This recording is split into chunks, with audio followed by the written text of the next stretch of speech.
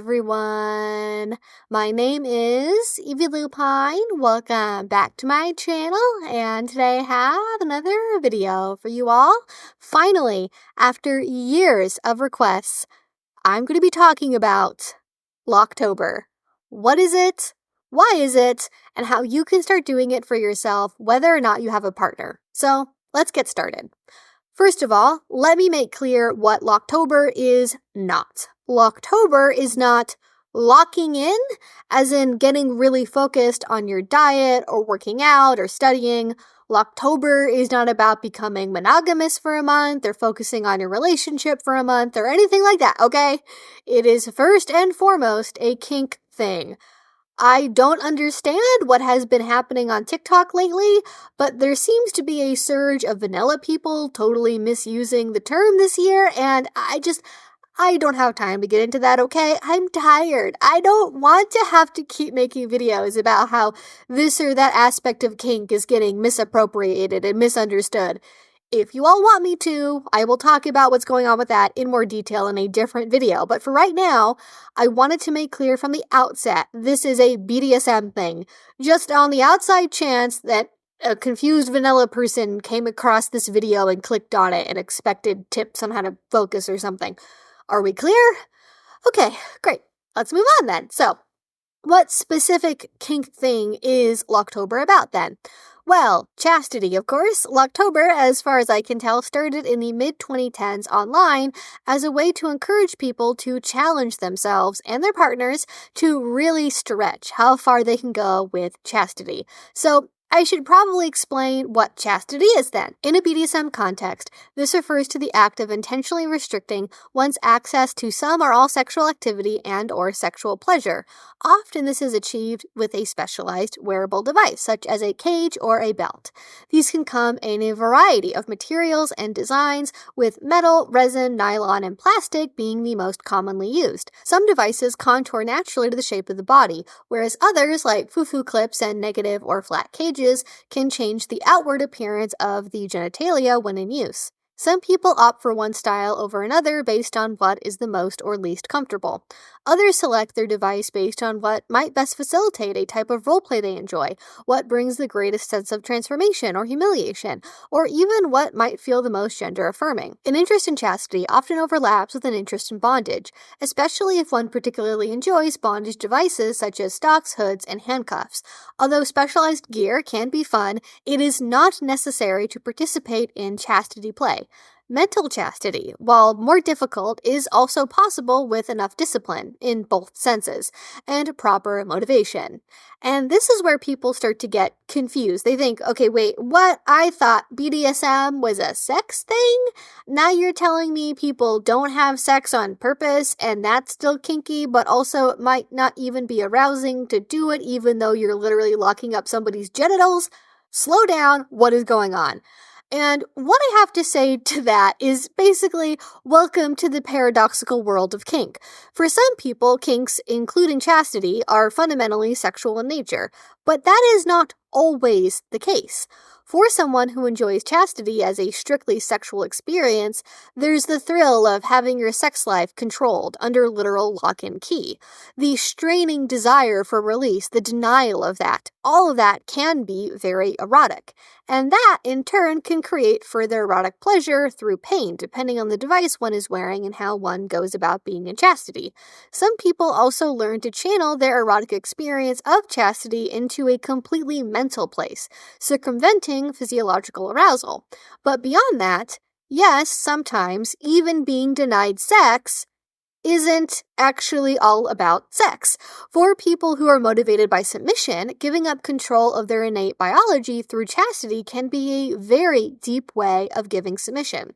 That level of devotion and transparency is going to be something that a lot of people are drawn to, and it lends itself well to power exchange. Others use chastity as a transformational tool, wanting to be free from the need to act on sexual urges so that way they can better serve their partner.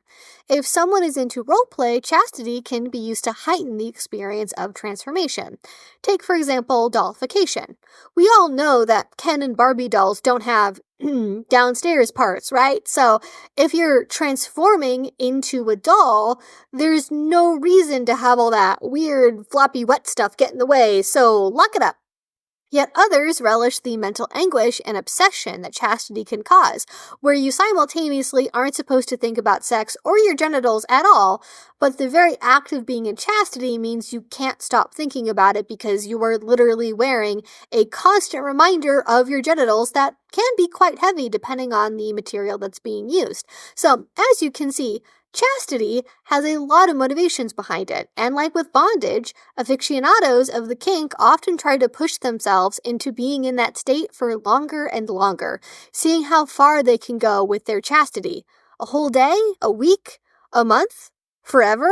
I've known people who have been locked up continually for over multiple years. Many chastity fantasies revolve around long-term denial, almost like the opposite of orgasm torture. In some ways, chastity is actually the ultimate form of edging, seeing how long you can stretch things out until you can't take it anymore and finally break or get released, if you ever actually do at all. Unfortunately, this common fantasy theme with chastity can set people up to have unrealistic expectations, which we'll talk more about later. For now, I want to talk more about how Locktober itself works. We know why people might be into it and might want to participate in Locktober, but how do you actually do Locktober if you want to try it? To begin with, for purists, Locktober is all about being locked up 24/7 in a physical device for the 31 days of October. If this is the route you want to go down, I advise caution, especially if this is your first time doing anything with chastity. That's a bit like trying to make a marathon the first race you ever run. It probably won't be a fun time, and you are liable to hurt yourself. Depending on the design of the device, it may be possible to wear a device that long without needing it to be removed for cleaning, but most people will need to take it off at least some of the time, and even if you can wear the device for more extended periods and you have some experience, there will likely be a few days at the start where your body will need to adjust itself overnight, which may necessitate removing the device temporarily. I'd advise you to prioritize your health and safety over trying to blindly follow some goal. If something is painful in a bad way, causes numbness, tingling, burning, anything like that, allow me to give you permission to figure out what is going on first before you try to brute force yourself through a potential medical event and injury. As with any new toy or kink, I think it's a good idea to test things out first before you commit to a larger experience with it. For chastity, that might mean wearing the device for an hour or two to see if it's a good fit, then going for half a day, then overnight, testing it out in different scenarios, and slowly adding more and more time to the clock before you remove it. Again, think of Locktober like running a marathon. If you want to make it all the way to the finish line, you'll have to do some training ahead of time. These shorter test experiences are that training, and I highly recommend you not skip it. And if I may be so bold as to offer my own perspective, I think Locktober is what you make of it. If for you that means 24/7 non-stop hardcore chastity without so much as an impure thought, go for it. If for you, chastity is a mental thing and Locktober is about abstaining from orgasms as much as possible without using a device at all, great. Or maybe you're a bit of a bratty rules lawyer, and you decide that as long as you don't take the cage off, orgasms are fine because chastity doesn't always mean no orgasms of any kind. You and your partner, if you're involving one, get to decide what following the rules of Locktober looks like. Maybe all Locktober means to you is trying to pursue chastity intentionally in as many different ways as possible and giving a new thing a shot. I feel like that's perfectly within the spirit of the event as we know it today too. Though the title may share linguistic similarities to No Shave November, it's not as cut and dry as Don't Shave for the entire month, since being in chastity means something slightly different to everyone who does it. You might even still have sex during Locktober if you want to. Maybe you just focus entirely on your partner's pleasure and give them whatever they want. Maybe you use toys on them. Maybe you do things like perform oral without getting anything in return. Or maybe you do lots of edging without any release, or only do ruined orgasms for a month. After all, ruined orgasm, CBT, and post-orgasm torture all overlap quite a bit with chastity. There are many different potential approaches. Another big question mark around chastity is the subject of partnership. Like many areas of kink, chastity has unique terminology for people who participate in it. In particular, a person who puts someone else in chastity is called a key holder because they, sometimes literally, hold the key to their release. This dynamic is often very important to someone's interest in chastity, the same way the dynamic between a caregiver and a little is important, or between a pet and an owner. But just like with pet play or CGL, a partner is not required to engage in this kink. It can certainly make it a lot better and even safer in some ways, but it is not mandatory. You can put yourself in chastity and make Locktober a month for personal reflection and challenge and growth, perhaps documenting your feelings in a journal, talking to others online about your experience, and just seeing what changes you notice as you go along. As the saying goes, integrity is doing the right thing, even when no one is watching. Are you able to stay in chastity for as long as you planned, or do you give in to temptation? Don't take this as an instruction to ignore discomfort, though. Again, if anything becomes painful or distracted to the point of interfering with your daily vanilla life, that should be addressed. Even if that means you must pause your chastity commitment sooner than expected. The last thing I want is for someone to mess up a big meeting during Locktober because they were locked up and uncomfortable and flubbed a bunch of important information they were giving their boss. Okay? But moving on, committing yourself to chastity first by yourself, with yourself, can be an essential stepping stone before you try to introduce it in a relationship. This allows you to fully tune into what you like or don't like about the experience, or allows you to see if it lives up to your fantasy expectations before you step into involving anyone else. And that makes it easier to be honest with yourself, whether you love it or hate it. Even if you have a partner, they don't need to be involved with your Locktober commitment if you don't want them to be. Of course, you shouldn't hide anything from them, and it would be pretty hard to hide this, but they don't have to automatically become your key holder if that's not their thing. The great thing about solo kinks is that we get to have the ability to satisfy our own needs on our own time, without having to rely on our partners to be into every kink we have exactly as much as we are. This includes power exchange relationships as well, by the way. If your dom doesn't also want to be your key holder, they might say, hey, we negotiated that I would be in control over your sexual behaviors and I don't want you doing this. Or they might say, I thought about it, and this sounds like it's really important to you. It's not my thing, but in the interest of facilitating your personal growth, which is one of our core values to our relationship, I'm giving you permission to explore this on your own, so long as it doesn't interfere with XYZ rule or obligation we have. I always like giving examples like this because I think it is easy to forget that a dom doesn't have to be in power over everything all of the time. They are the leader, and being a dominant means also having the power to choose what you want to control. And that can also mean delegating authority or giving a follower permission to do their own thing in a specific area without overt oversight or control. But what if your partner does want to take on a more active role and be your key holder for the duration of Locktober? There are lots of potential activities you can do together. At minimum, a key holder can oversee your chastity. This might look like sending them daily photos in the morning or in the evening, proving you have the device on. Or maybe they do a verbal check-in instead. They might ask you to describe in detail how the experience is going for you and how you feel about it. If you like praise kink, you can lean into that. The key holder can offer you encouragement and let you know that they're proud of you. Or if you prefer humiliation, that's an option too, and probably more traditional, as chastity is often used alongside things like SPH and sissification as a way to amplify those experiences. Rather than getting a regular good job alongside your daily check-in, you might get a reminder of how worthless and useless your member is anyways, and how it's more entertaining to have it locked up. However, involvement can go beyond just daily check-ins. A key holder can also give you tasks and challenges related to chastity to be completed, such as, for example, instructing somebody to watch prawn while they're locked up without being able to touch themselves or to get any kind of release. This can be part of a weekly or monthly report card where higher points are given for more completed tasks, or it can simply be done for the key holder's pleasure because they have the ability to tell you what to do. Or if you have a punishment dynamic, failure can also lead to punishment, including extending the amount of time one is locked up or doing something to tease one who is in chastity. Teasing in general is a big thing for key holders, and it's a big thing you can also do in Locktober.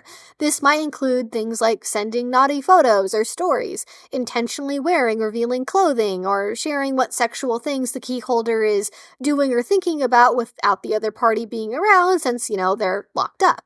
And if you're into cuckolding at all, this is the perfect way to weave it into a Locktober experience.